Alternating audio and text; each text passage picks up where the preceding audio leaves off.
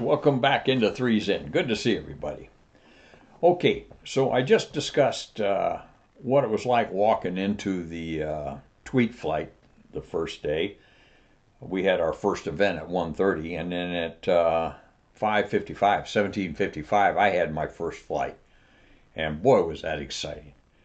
But I didn't realize the most exciting part of that flight was starting the damn thing.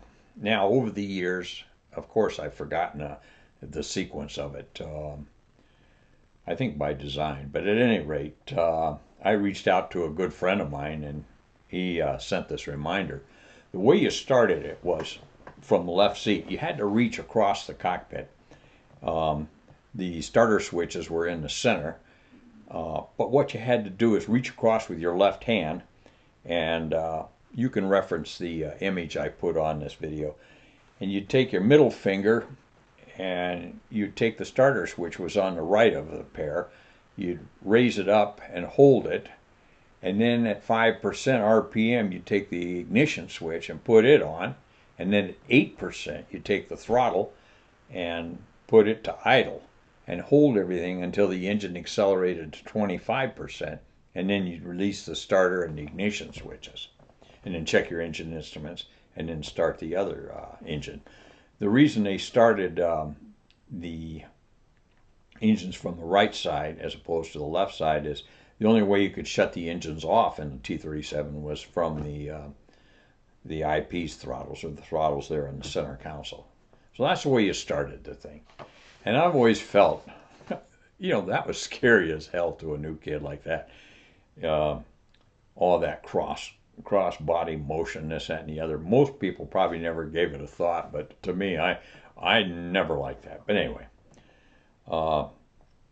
it reminded me that probably the best way you could prepare yourself for starting a tweet was to take piccolo lessons to get all that finger mind dexterity going for you.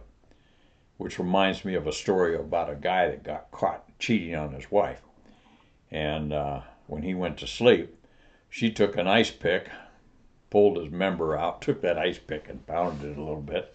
Holy crap, that must have hurt.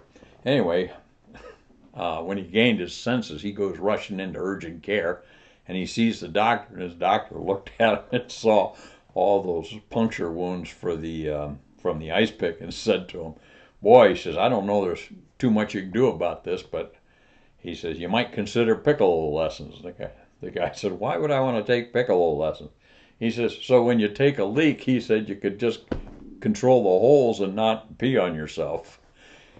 I don't know why, probably not appropriate. It's just one of the things I thought about when you start a tweet, and got all that monkey motion going on. So that being said, I don't remember much else about that first ride. It's just an eye-opening ride. You're just mesmerized by everything you see. I think one of the things that you do walk away with after that first ride is how damn noisy that thing was. Also, it might have been noisy, but it was hot, especially in San Antonio in June. So, anyway, just a couple of my thoughts about starting a tweet, and I'll get more into the nuts and bolts of the program rolling along here for the next few days, weeks, and months. Good to see everybody, and we'll talk to you again soon. This is Bobo, Base Gear. Stop.